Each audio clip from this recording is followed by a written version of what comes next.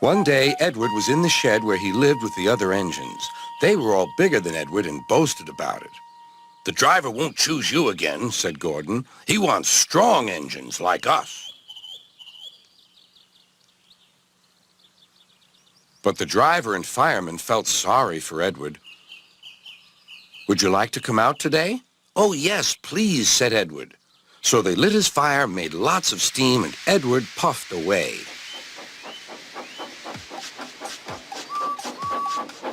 The other engines were very cross at being left behind.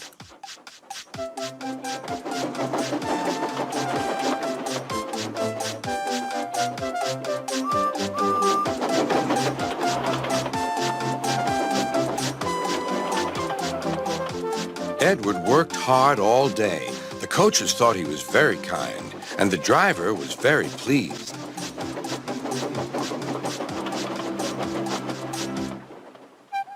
"I'm going out again tomorrow," Edward told the other engines that night. "What do you think of that?" But he didn't hear what they thought, for he was so tired and happy that he fell asleep at once. Next morning, Edward woke up to find nothing had changed. Gordon was still boasting. "You watch me, little Edward, as I rush through with the express. That will be a splendid sight for you." "Goodbye, little Edward. Look out for me this afternoon."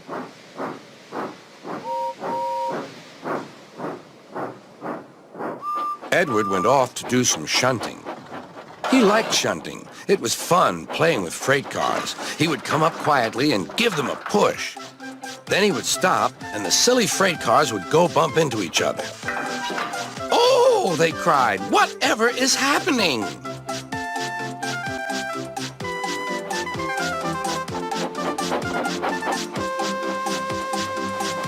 Edward played till there were no more freight cars. Then he stopped to rest. Presently, he heard a whistle. Gordon was cross. Instead of nice shining coaches, he was pulling a dirty freight train. "A freight train, a freight train, a freight train," he grumbled. "The shame of it, the shame of it, oh, the shame of it." Edward laughed and went to find some more freight cars. Then there was trouble.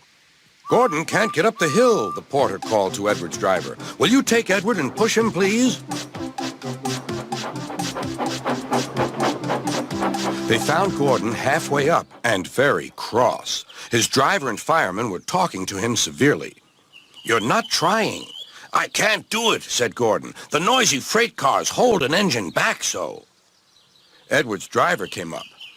"We've come to push." "No use at all," said Gordon. "You wait and see," replied Edward's driver.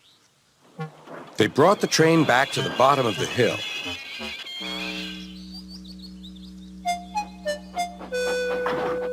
"I'm ready," said Edward. "No good," grumbled Gordon. They pulled and pushed as hard as they could.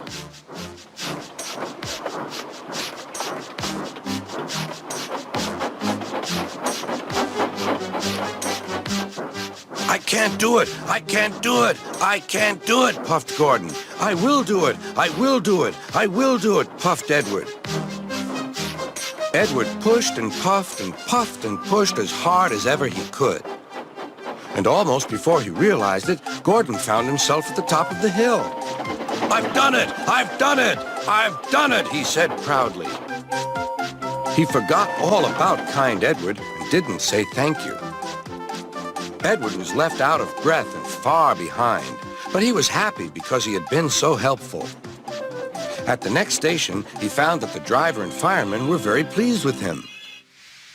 The fireman gave him a nice long drink, and the driver said, "I'll get out my paint tomorrow and give you a beautiful coat of blue with red stripes. Then you'll be the smartest engine in the shed."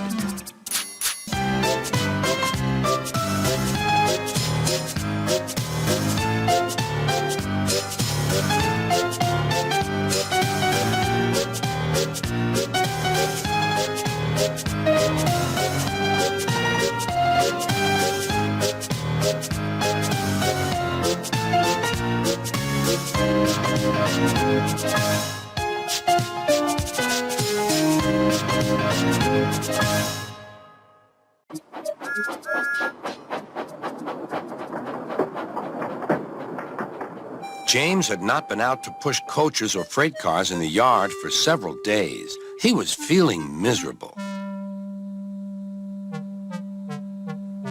Oh, dear. I wonder how long I shall have to stay in the shed. Will anyone ever see my red coat again?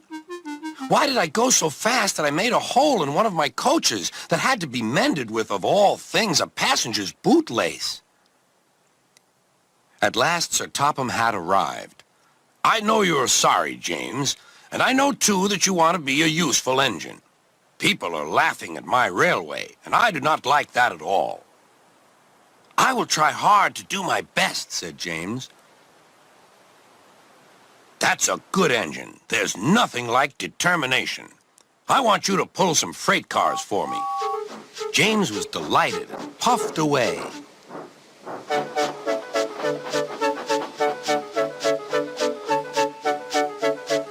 Here's your freight train, James, said Thomas.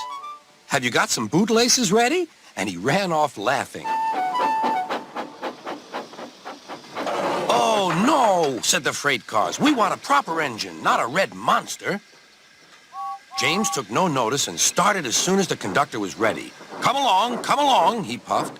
We won't, screamed the freight cars. But James didn't care, and he pulled the screeching cars sternly out of the station.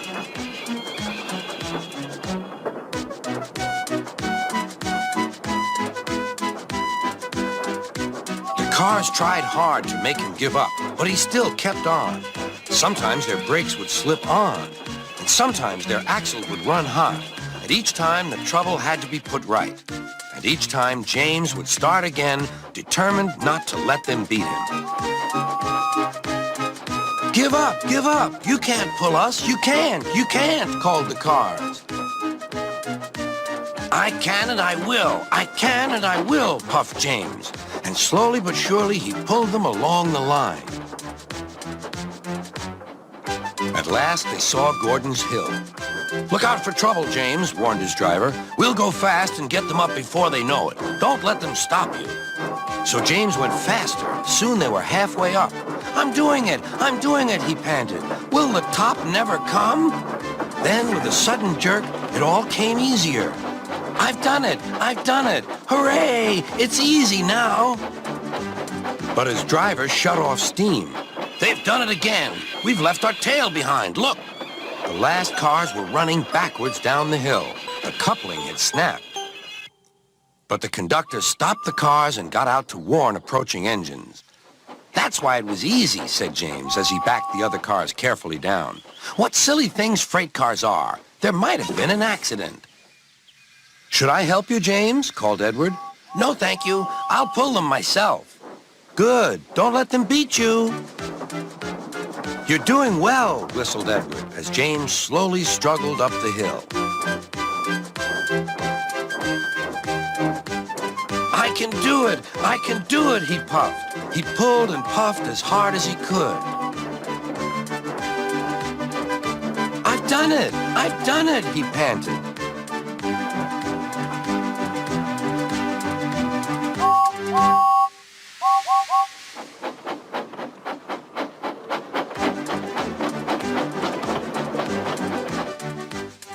James was resting in the yard when Edward pulled up.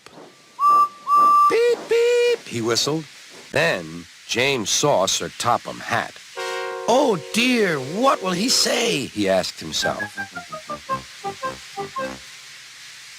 But Sir Topham Hatt was smiling. I was in Edward's train, and I saw everything. You've made the most troublesome train on the line behave.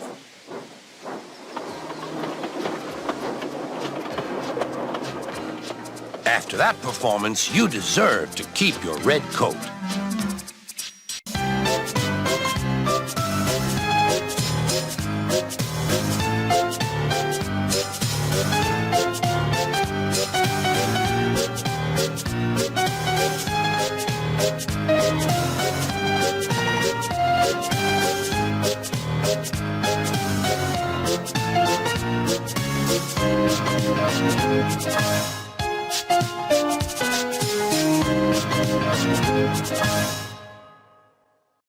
At night, when the other engines are tucked away in their sheds, you can still hear the faraway call of an engine's whistle and the clickety-clack of train wheels turning.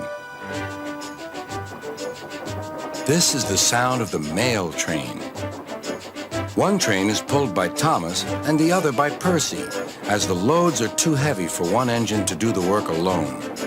The mail is loaded into freight cars at the harbors, and the engines pull their trains through the silent stations delivering their precious loads.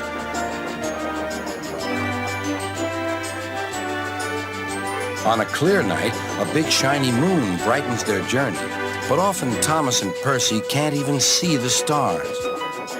But whatever the weather, lamps along the track always light their way. One night, Percy was waiting at the junction. The main line train was late. At last, Henry arrived. Sorry, he puffed. The mail boat from the mainland was delayed. Come on, Percy, said his driver. Let's make up for lost time. Percy puffed along as quickly as he could, but the sun was already rising as he finished his work. Never mind, thought Percy. It's nice to be up and about when it's the start of a new day and there's no one else around. Percy was not alone for long. Bother, said Percy. It's that dizzy thing, Harold. Good morning, whirred Harold. I always said railways were out of date, but you're so slow with the mail. You should give everyone their stamps back.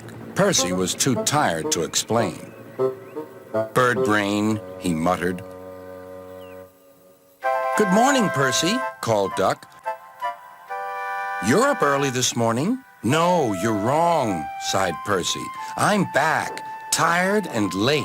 He rolled into the shed and fell asleep almost before his buffers touched the bar. His driver decided to set off early that evening. Thomas was waiting at the station. Thank goodness I have a chance to speak to you. Driver says that the person in charge of the mail has complained to Sir Topham Hatt about the delay last night. But that wasn't my fault, replied Percy. I know, said Thomas, and so does Sir Topham Hatt.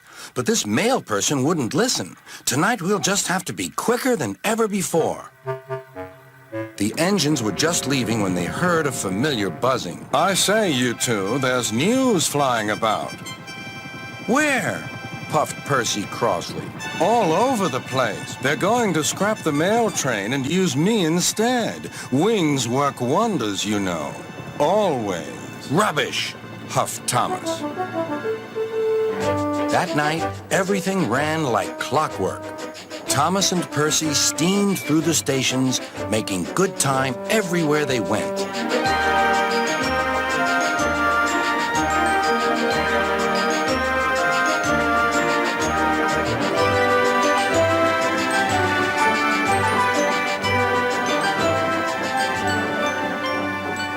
At a station, Thomas noticed a man looking cold and worried. He had missed his train home. We can give you a ride, said Thomas's driver, but it will be rather uncomfortable. Thank you, said the man. Anything's better than sitting here.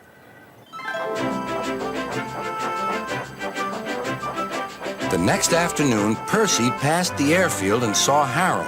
Hello, Lazy Wings. Are you too tired to fly today? The wind's too strong, grumbled Harold. I've been grounded. You need rails, laughed Percy. They work wonders, you know. Always. That night, Sir Topham Hatt showed the two engines a letter. It was from the man who missed his train. He thinks you are both splendid, and everyone says that the mail train is the pride of the line.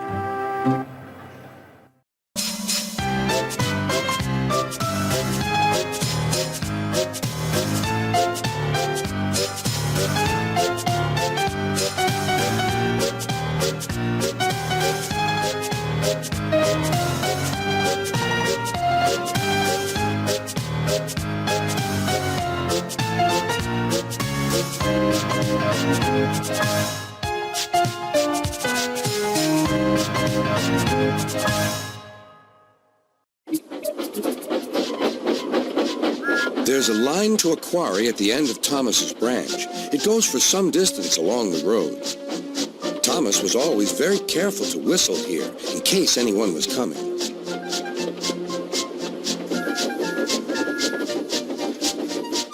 Early one morning, a large policeman was sitting close to the line. Thomas liked policemen. He had been a great friend of the officer who had just retired. Beep, beep, he whistled. Good morning. Thomas expected that the new officer would be friendly too, but he was sorry to see that he didn't look friendly at all. He was red in the face and very cross. Disgraceful, he spluttered. I didn't sleep a wink last night. It was so quiet, and now engines come whistling suddenly behind me. I'm sorry, sir, said Thomas. I only said good morning. The policeman pointed to Thomas. Where's your cowcatcher? He asked. But I don't catch cows, sir. Don't be funny, snapped the policeman. He looked at Thomas's wheels. No side plates either. And he wrote in his notebook. Engines going on public roads must have their wheels covered and a cowcatcher in front to protect people and animals from being dragged under the wheels if they stray onto the line. You haven't, so you are dangerous. Rubbish, said Thomas's driver. We've been along here hundreds of times and never had an accident. That makes it worse, the policeman answered. He wrote regular lawbreaker in his book. Thomas puffed sadly away.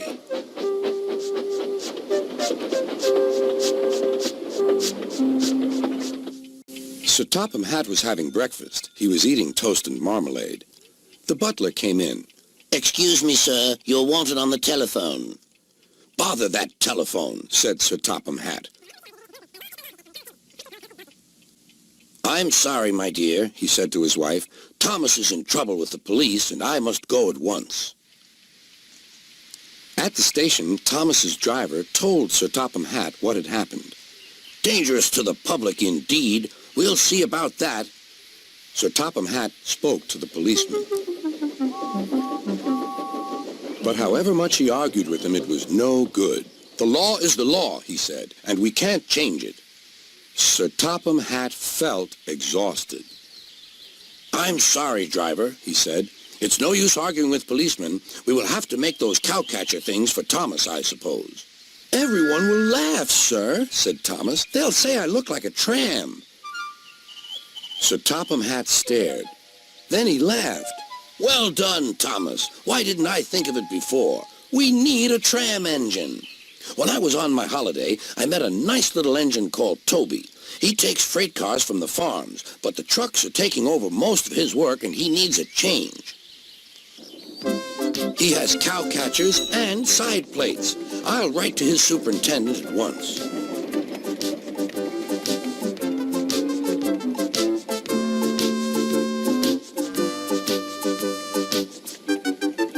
A few days later, Toby arrived. That's a good engine, said Sir Topham Hatt. I see you've brought your coach, Henrietta. You don't mind, do you, sir? asked Toby. The station master wanted to use her as a hen house, and that would never do. No, indeed, said Sir Topham Hatt. We couldn't allow that.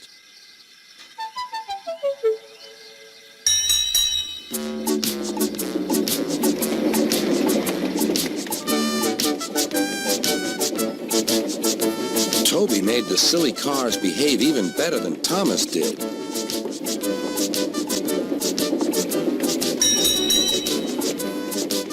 Hey, you!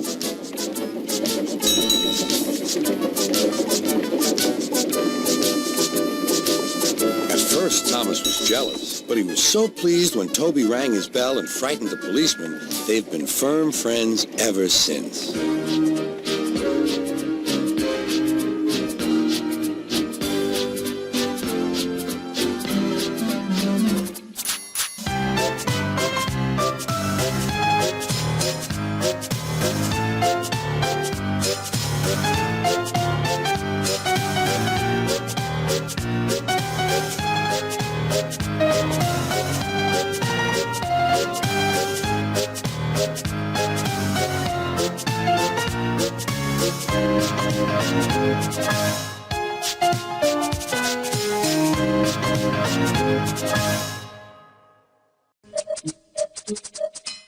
One day, Thomas was at the junction when Gordon shuffled in with some freight cars.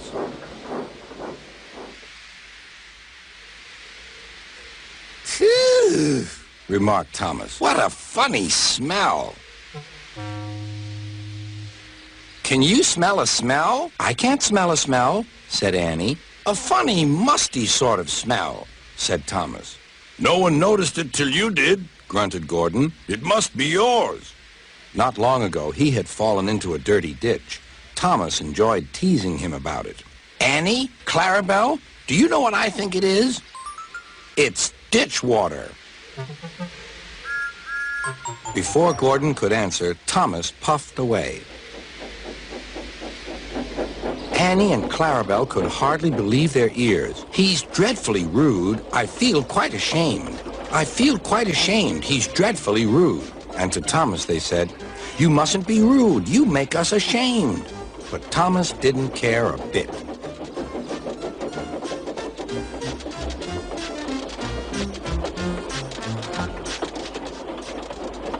"That was funny. That was funny," he chuckled. He felt very pleased with himself.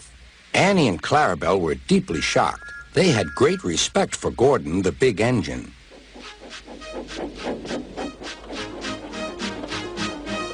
Thomas left the coaches at the station and went off to a mine for some cars.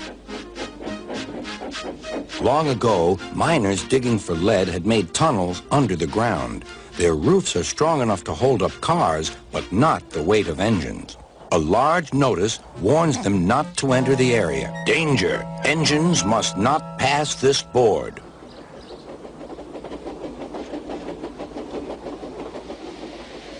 Silly old board, thought Thomas. He had often tried to pass it, but had never succeeded. But this morning he had made a plan. The fireman went to throw the switch. "Now for my plan," thought Thomas. Bumping the cars fiercely, he jerked his driver off the footplate and followed them into the siding. "Come back!" yelled his driver. "Fire and smoke," said Thomas. "I'm sunk." And he was. "Oh dear," he said, "I am a silly engine." "And a very naughty one, too. I saw you," said Sir Topham Hatt. "Please get me out. I won't do it again." "I'm not sure. We can't lift you out with a crane. The ground's not firm enough." Let me see. I wonder if Gordon could pull you out." "Yes, sir," said Thomas, but he didn't want to meet Gordon just yet. "Down a mine, is he?" laughed Gordon. "What a joke!"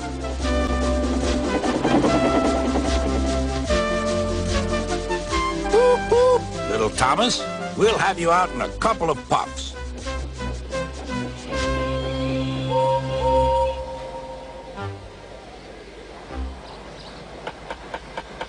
Strong cables were fastened between the two engines. "Are you ready? Heave!"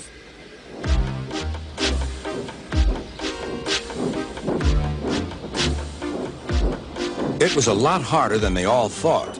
At last, Thomas was free. "I'm sorry I was cheeky," said Thomas. "That's all right, Thomas. You made me laugh," replied Gordon. "I'm in disgrace." "So am I," said Thomas. "Why, so you are, Thomas. Shall we form an alliance? You help me and I'll help you." "Right you are," agreed Thomas. "Good. That's settled," rumbled Gordon. And buffer to buffer, the Allies puffed home.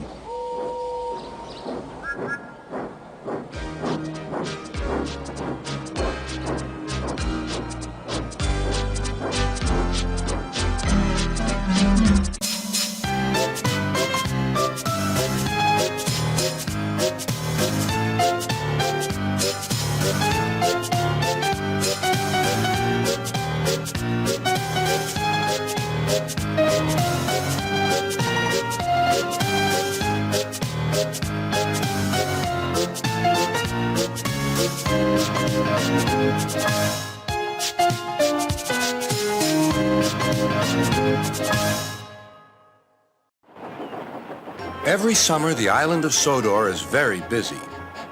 Holidaymakers love to sightsee, and when the weather is fine, there is no better place to visit. Some people like to go to the mountains. Others like the valleys. Children love the seaside. One morning, Thomas was puffing along the line that runs by the coast. His two coaches, Annie and Clarabel, were packed with children going to the beach. Everyone was happy. Percy was taking some freight cars to the harbor. "Hello, Thomas. You look cheerful. I wish I could take children today instead of freight cars." "They're the Vicar's Sunday School," explained Thomas. "I'm busy this evening, but the station master says I can ask you to take the children home." "Of course I will," promised Percy. Later, Percy saw Harold. Sorry, Percy. Can't talk. I'm on high alert. "Why?" Bad weather's due. My help's always needed. Mind how you go, Percy. "Ha!" huffed Percy. "As long as I've got rails to run on, I can go anywhere, in any weather, anyhow. Goodbye."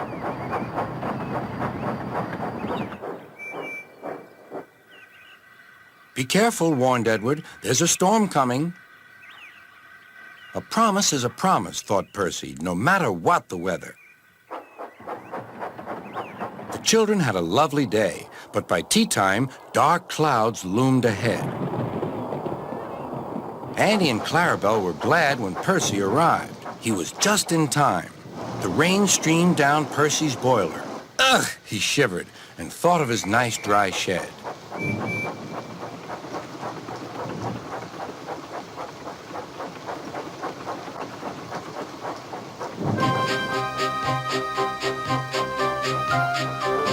Percy struggled on past coastal villages and into the countryside. The river was rising fast. "I wish I could see! I wish I could see!" complained Percy as he battled against the rain. More trouble lay ahead.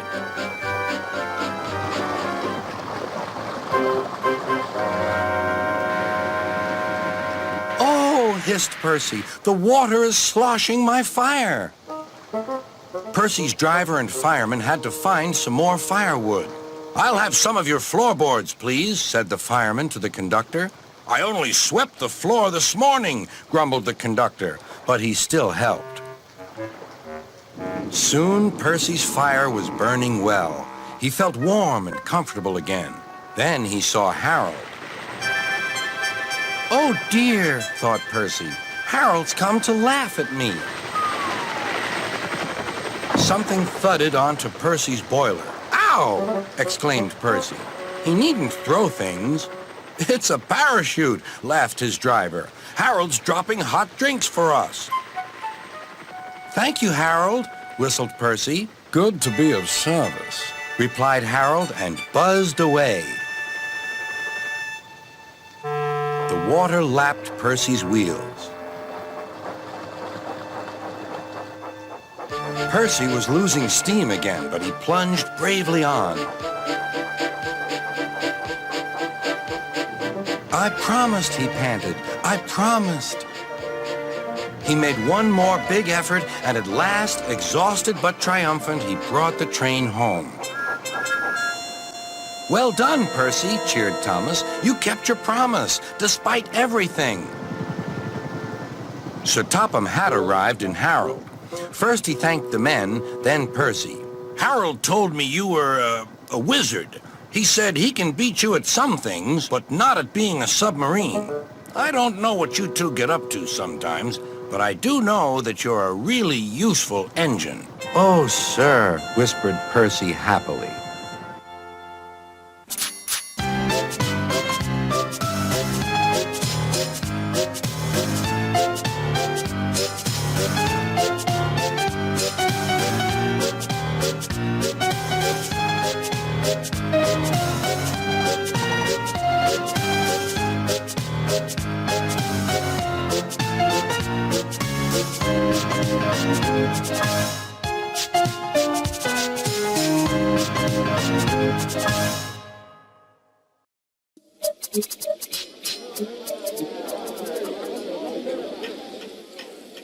Sir Topham Hatt sat in his office listening to the noise outside.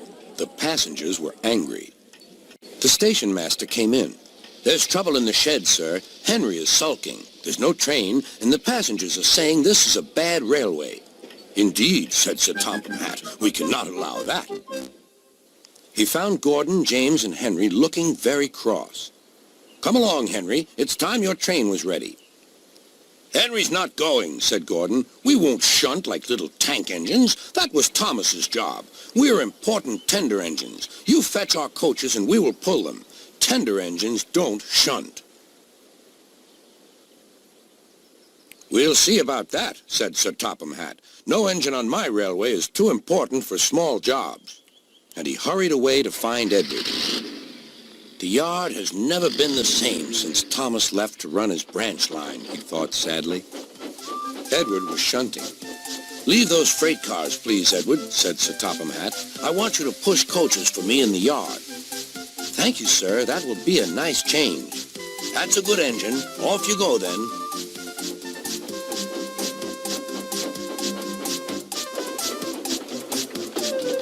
So Edward found coaches for the 3 engines, and that day the trains ran as usual.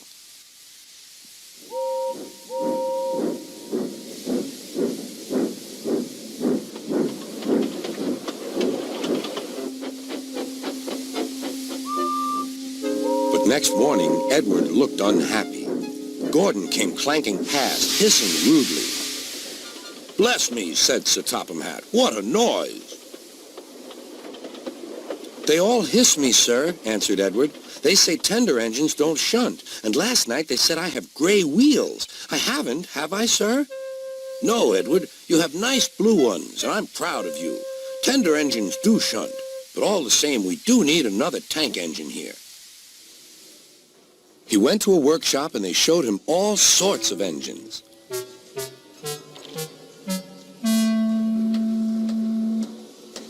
At last he saw a smart little green engine with 4 wheels. "That's the one," he thought. "If I choose you, will you work hard?" "Oh, sir. Yes, sir." "That's a good engine. I'll call you Percy." "Yes, sir. Thank you, sir." And Sir Topham Hatt brought Percy back to the yard. "Edward," he called, "here's Percy. Will you show him everything?" Percy soon learned what he had to do, and they had a happy afternoon.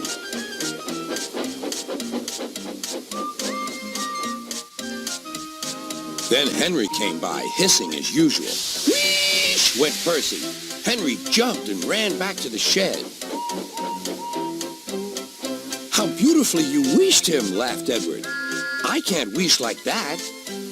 "Oh," said Percy, "that's nothing. You should hear them in the workshop. You have to wheesh loudly to make yourself heard."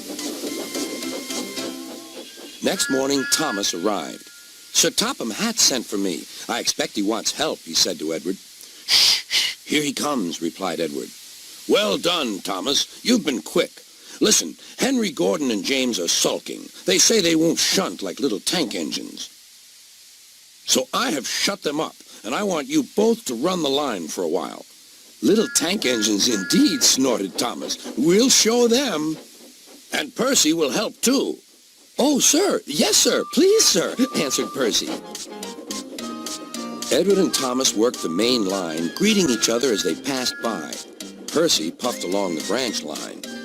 Thomas was anxious about Annie and Clarabel, but both driver and conductor promised to take care of them. There were fewer trains, but the passengers didn't mind. They knew the 3 other engines were having a lesson. Gordon, James, and Henry were cold, lonely, and miserable. They wished now they hadn't been so silly.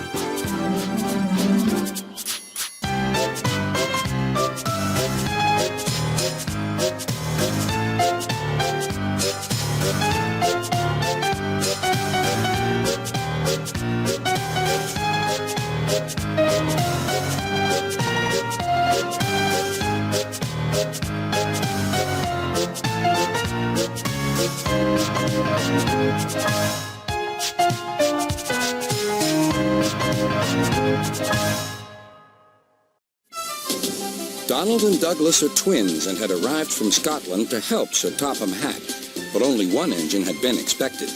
The twins meant well, but did cause confusion.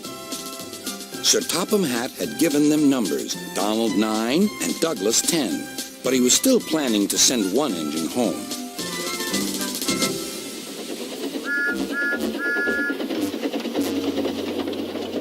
There was a brake van in the yard that had taken a dislike to Douglas. Things always went wrong when he had to take it out. His trains were late, and he was blamed. Douglas began to worry. Donald, his twin, was angry. "You're a muckle nuisance," said Donald. "It's to leave you behind I be wanting." "You can't," said the brake van. "I'm essential." "Ah, are you?" Donald burst out. "You're nothing but a screeching and a noise when all's said and done. Spite doggy, would you? Take that!" "Oh! Oh!" cried the van. "There's more coming should you misbehave." The van behaved better after that. Until one day, Donald had an accident. The rails were slippery. He couldn't stop in time.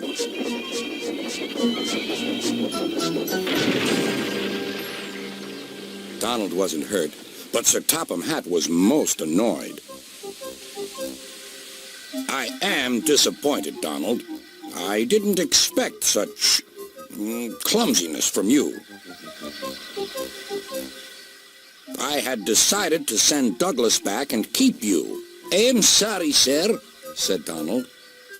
"I should think so, too.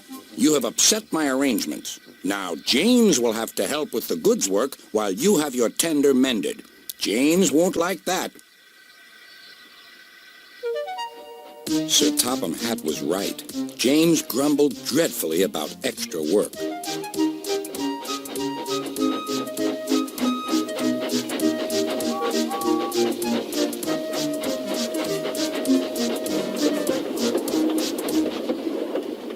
"Anyone would think," said Douglas, "that Donald had had his accident on purpose. I hear tell about an engine and some tar wagons." "Shut up," said James. "It's not funny." He didn't like to be reminded of his own accident. "Well, well, well. Surely, James, it wasn't you. You didn't say." James didn't say. He slouched sulkily away. "James is cross," snickered the spiteful brake van. "We'll try to make him crosser still." "Hold back," giggled the freight cars to each other. James did his best, but he was exhausted when they reached Edward's station. Luckily, Douglas was there. "Help me up the hill, please," panted James. "These freight cars are playing tricks." "We'll show them," said Douglas.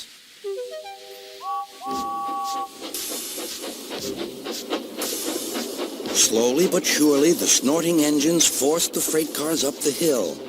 But James was losing steam. "I can't do it! I can't do it!" "Leave it to me!" shouted Douglas. The conductor was anxious. "Go steady! The van's breaking!" The van was in pieces. No one had been hurt, and soon Edward came to clear the mess. Sir Topham Hatt was on board.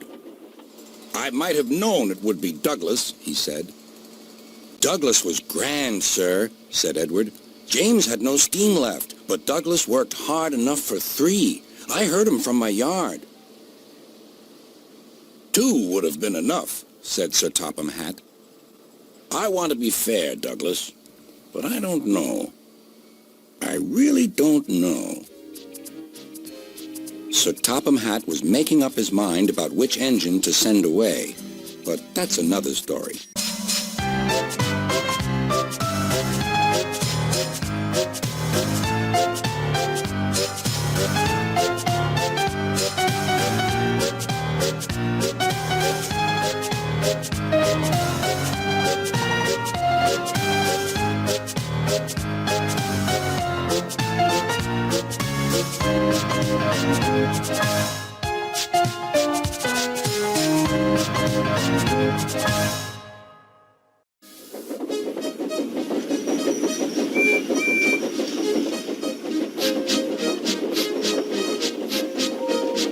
Sir Topham Hatt works his engines hard, but they are very proud when he calls them really useful. I'm going to the scrapyard today, Edward called to Thomas. What, already? You're not that old, replied Thomas cheekily. Thomas was only teasing.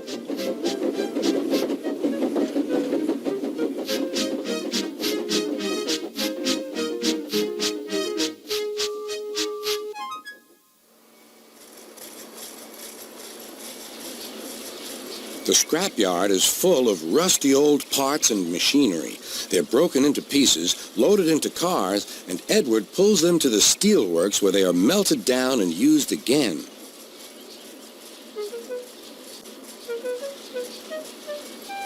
Today, there was a surprise waiting for Edward in the yard. It was a traction engine. "Hello," said Edward. "You're not broken and rusty. What are you doing here?" "I'm Trevor. They're going to break me up next week." "What a shame," said Edward. "My driver says I only need some paint, polish, and oil to be as good as new, but my owner says I'm old-fashioned." Edward snorted. "People say I'm old-fashioned, but I don't care. Sir Topham Hatt says I'm a useful engine. What work did you do?" "My owner would send us from farm to farm. We threshed corn, hauled logs, and did lots of other work. The children loved to see us." Trevor shut his eyes, remembering. "Oh, yes, I like children." Edward set off for the station. "Broken up, what a shame. Broken up, what a shame. I must help Trevor. I must." He thought of all his friends who liked engines, but strangely, none of them would have room for a traction engine at home. "It's a shame, it's a shame," he hissed. Then, beep, beep. Why didn't I think of him before? There on the platform was the very person.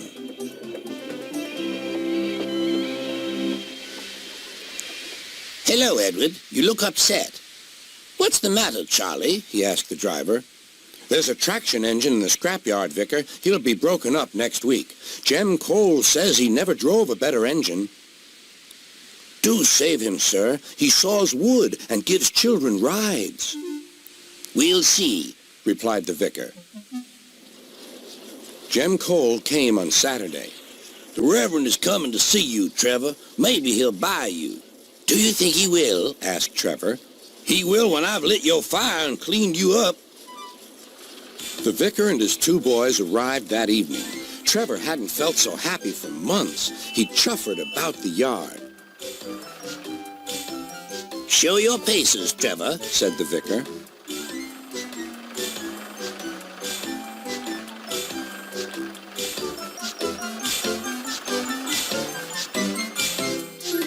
Later, he came out of the office smiling.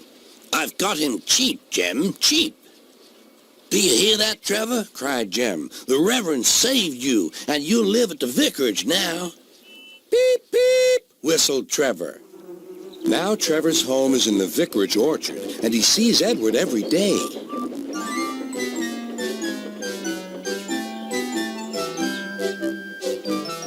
His paint is spotless, and his brass shines like gold. Trevor likes his work, but his happiest day is the church fair.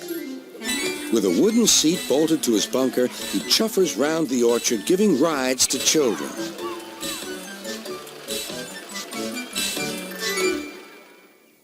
Long afterward, you'll see him shut his eyes, remembering.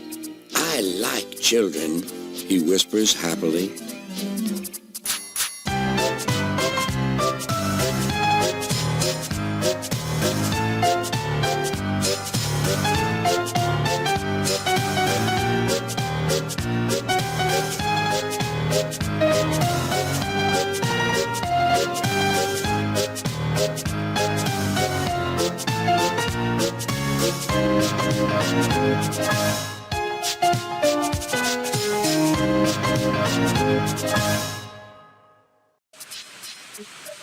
One morning, Edward was waiting to pick up passengers from Thomas's train. Beep, beep. We're late. Where is Thomas? He doesn't usually make us wait. Oh, dear, what can the matter be? Sang the fireman. Johnny's so long and... Never you mind about Johnny, laughed the driver. Just you climb on the cab and look for Thomas. Can you see him? No, replied the fireman. There's Bertie Bus in a tearing hurry. No need to bother with him, though. Likely he's on a coach tour or something. He clambered down.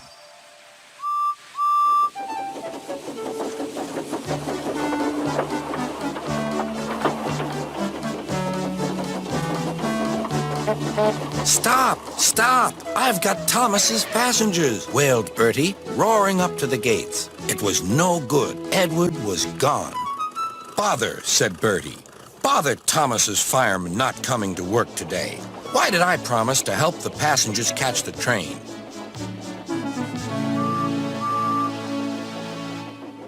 That will do, Bertie, said his driver. A promise is a promise, and we must keep it.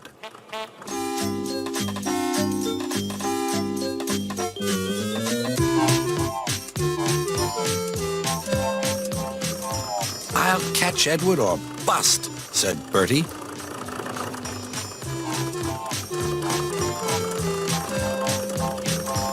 Oh, my gears and axles, he groaned, toiling up the hill. I'll never be the same bus again. Hooray, hooray, I see him, cheered Bertie as he reached the top. Oh, no, Edward's at the station. No, he stopped at a crossing. Hooray, hooray. Bertie tore down the hill. Well done, Bertie, shouted his passengers. Go it. Bertie skidded into the yard. Wait, wait, cried Bertie. He was just in time to see Edward puff away. I'm sorry, said Bertie. Never mind, said the passengers. After him quickly. Third time lucky, you know. Do you think we'll catch him at the next station, driver? There's a good chance, replied the driver. Our road keeps close to the line, and we can climb hills better than Edward. I'll just make sure. He spoke to the station master. Bertie and the passengers waited impatiently. Yes, we'll do it this time, said the driver. Hooray! Called the passengers as Bertie chased after Edward once more.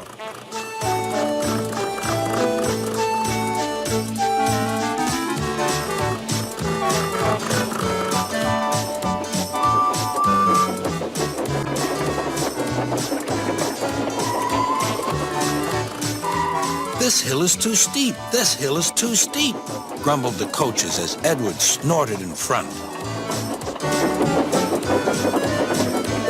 They reached the top at last and ran smoothly into the station.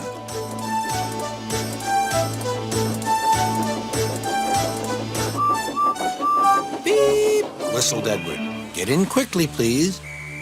The conductor blew the whistle and Edward's driver looked back, but the flag didn't wave.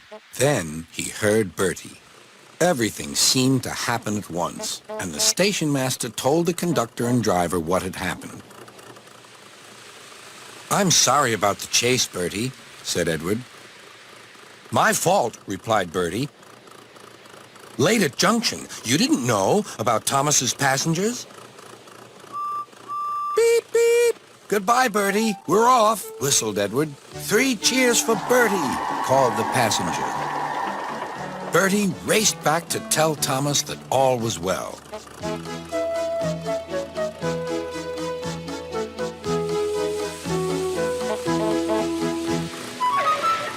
Thank you, Bertie, for keeping your promise, said Thomas.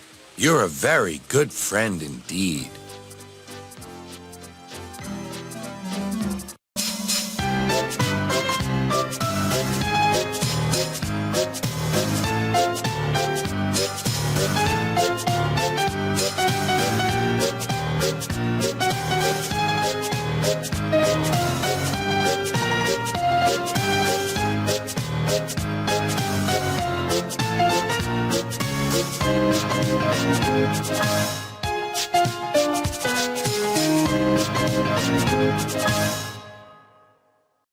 It was a splendid morning on the island of Sodor. James was feeling very pleased with himself. His red paint gleamed in the sunshine as he sped along the line. He reached the junction just as Percy puffed in with some freight cars. James was surprised to see him. "What are you doing here, Percy? You should be at the station by now." "I know," sighed Percy. "These cars have been troublesome all morning." "That's no excuse, Percy. Nothing should stop us. Sir Topham Hatt relies on us to be on time. Now, if you'll excuse me, I'll be on my way." And James puffed importantly away. "Bossy buffers," muttered Percy.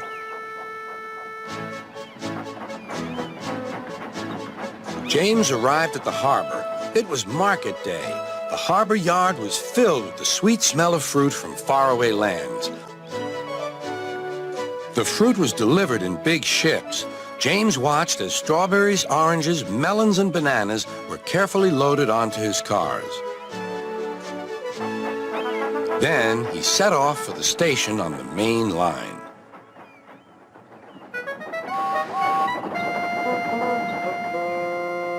On the way, he met Thomas. "Really reliable, that's me," panted James. "Pity the same can't be said for Percy. Goodbye." "What was all that about?" gasped Annie and Clarabel. That was trouble. Trouble for James. Just wait and see. Percy was back in the yard and busy shunting. He had the cars in good order and was making up for lost time.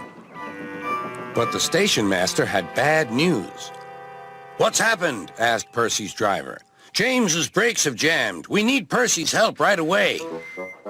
Percy quickly set off to the rescue.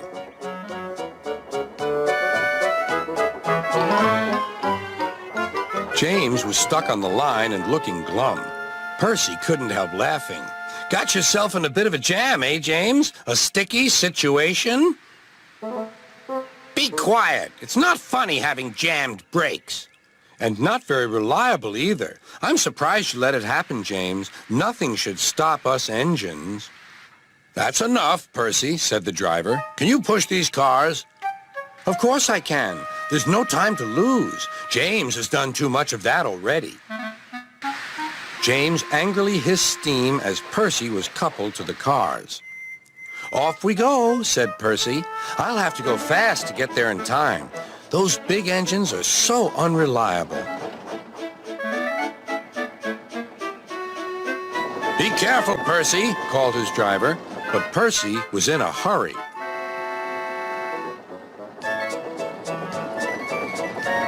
He didn't see that the switch had failed and that he had been diverted into a siding. "Look out, Percy!" shouted his driver and applied the brakes, but it was too late.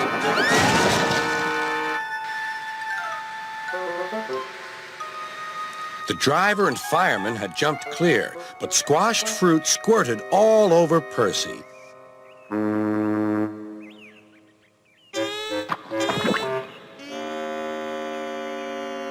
Sir Topham Hatt arrived. "Percy, you are not to blame for the switch failure, but I do not run a jam factory."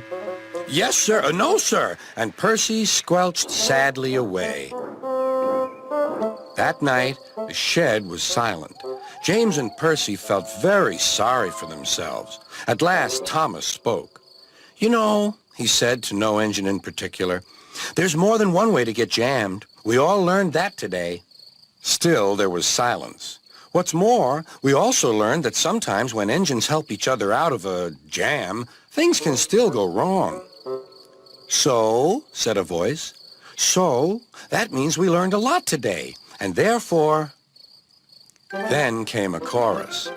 "We're really useful engines after all."